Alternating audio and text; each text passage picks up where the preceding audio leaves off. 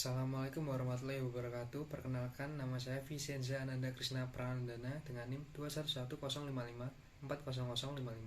Di sini saya akan menjelaskan tentang komunikasi antar pribadi atau bisa disebut dengan interpersonal. Definisi umum dari komunikasi antar pribadi atau interpersonal ialah proses pertukaran informasi, ide, pendapat, dan perasaan yang terjadi antara dua orang atau lebih. Contoh komunikasi interpersonal seperti percakapan antara kedua teman, percakapan keluarga, dan percakapan antara 3 orang atau lebih.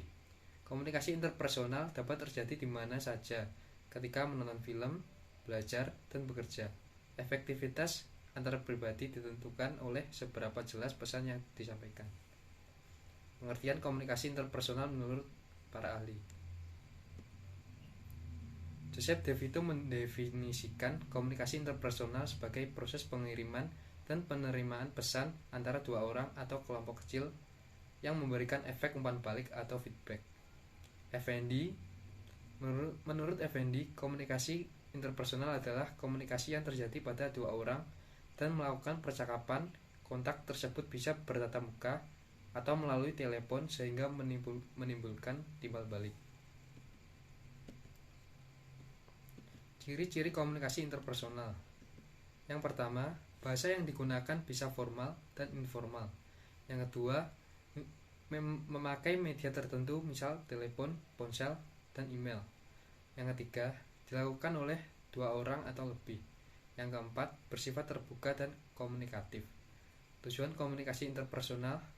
Mengutip dari jurnal komunikasi antar pribadi pustakawan dengan pemustaka dalam memberi layanan jasa di perpustakaan yang dibuat oleh Daryono.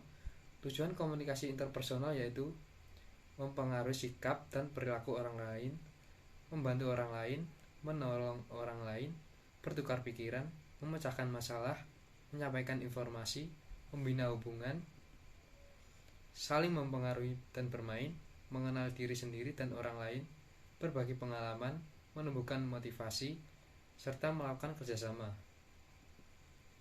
Proses komunikasi interpersonal ada 6. Yang pertama, pengirim atau source dan penerima atau receiver pesan. Yang kedua, message atau pesan. Yang ketiga, feedback atau umpan balik. Yang keempat, kalimat pembuka. Yang kelima, channel atau media. Yang keenam, noise atau hambatan. Perbedaan komunikasi interpersonal dan intrapersonal. Perlu diketahui jika interpersonal terjadi percakapan antara dua orang atau kelompok kecil, sedangkan komunikasi interpersonal atau diri sendiri adalah komunikasi dari bahasa dan pikiran dalam diri komunikator. Contoh komunikasi interpersonal adalah berdoa, bersyukur, introspeksi diri, dan bicara pada diri sendiri. Komunikasi ini penting untuk memahami diri sendiri. Demikian yang dapat saya sampaikan. Kurang lebihnya mohon maaf. Wassalamualaikum warahmatullahi wabarakatuh.